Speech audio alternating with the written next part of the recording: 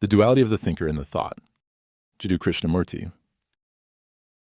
When you observe something, a tree, your wife, your children, your neighbor, the stars at night, the light reflecting on the water, a bird crossing the sky, anything, is there not always an observer?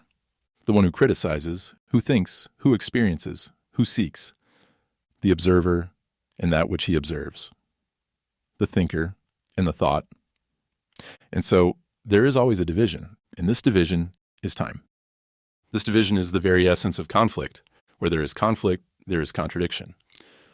Where there is the observer and the observed, there is separation, and whenever there is separation, there is conflict. Where there is conflict, there arises the urgency to go beyond it, to conquer it, to overcome it, to escape from it, to do something about it. And all this activity involves time. As long as there is division, time will continue. And time is sorrow. If man is to understand the ending of sorrow, he must understand this duality between the thinker and the thought, between the experiencer and the experienced. As long as there is a division between the observer and the observed, there will be time, and therefore there can be no end to sorrow. So what must be done? I understand the question.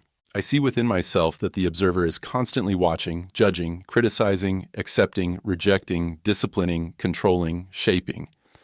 This observer, this thinker, is the result of thought. That is obvious. First, there is thought. Without thought, there is no observer, no thinker. If there were no movement of thought, there would be no observer, no thinker. There would only be total and complete attention. Thought creates the thinker. Thought is verbalized sensation. Thought is the response of memory, of words, of experience, of images. Thought is transient, ever-changing, ephemeral, always seeking permanence. And so, thought creates a thinker who then assumes the role of something permanent. He becomes the critic, the guide, the controller, the shaper of thought. This so-called permanent entity is illusory. It is a product of thought, which itself is transient. This entity is thought. Without thought, it does not exist. The thinker is composed of qualities. His qualities cannot be separated from him. The controller is the controlled. The thinker is merely playing an illusory game with himself. As long as the false is not seen as false, truth cannot exist. So how can the thinker merge with his thoughts?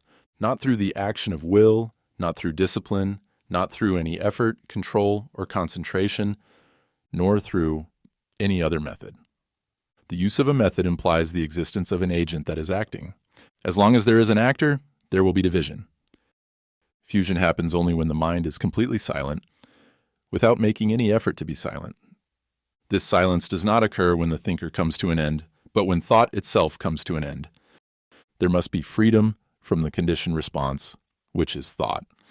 Every problem can only be resolved when there is no preconception, no conclusion. Conclusions, ideas, and thoughts are disturbances of the mind. How can there be understanding when the mind is disturbed?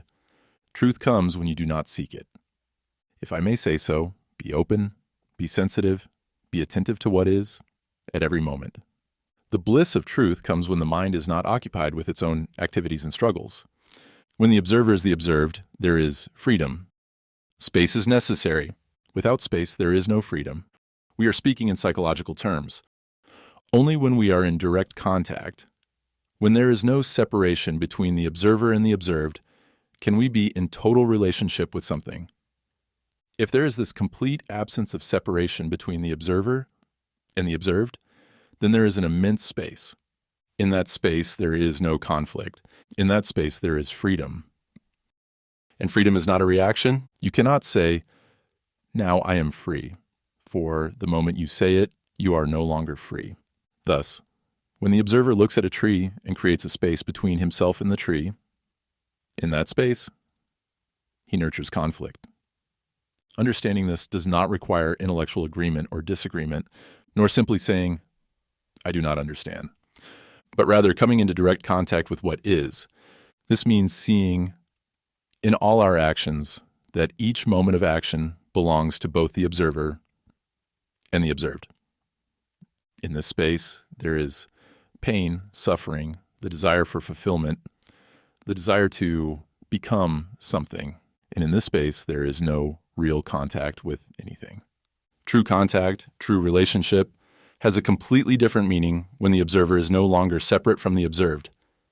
Then there is no separation, there is freedom.